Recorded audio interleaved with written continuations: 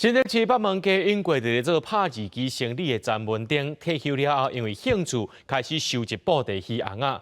詹文鼎也决定要甲家己的厝变做是布袋戏博物馆。那要收集呢，伊家己过后做改装，或者布袋戏红仔展现出无共款的特技。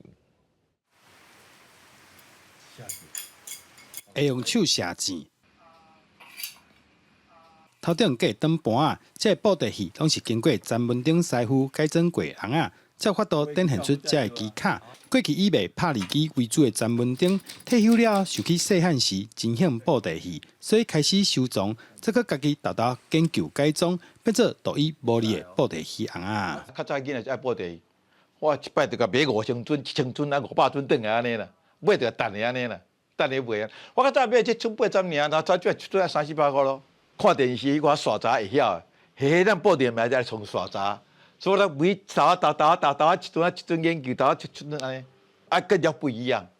啊，无布袋那有啥，到处嘛都有。哦，这是无啊，哦，啊，这是迄个刀，哦。为着改装布袋戏红仔，詹文鼎即马只要看到生活中会当用到的零件，拢会甲留落来。只要有用，就会开始激头脑，想讲安怎来替红仔变身，互每一身布袋戏拢有家己的特色。有时候出去玩啊，看到这布袋戏可以哈。哦，啊，你看刷杂啦，啊，看电视啦，还是看影片看，这个我布袋戏来试试看，哇，改这足多啦，啊，影音就开始第改啦，哈，这个是文化要留下来了，啊，若不就登去啊，啊，我有心，甲留落最近来看，最近来参观，安尼。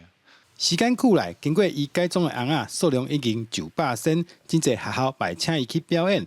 詹文鼎笑讲，一路则实现家己细汉时的梦想，更较有价值的是，把这项民俗技艺传承落去。记者杜君豪，新潮报道。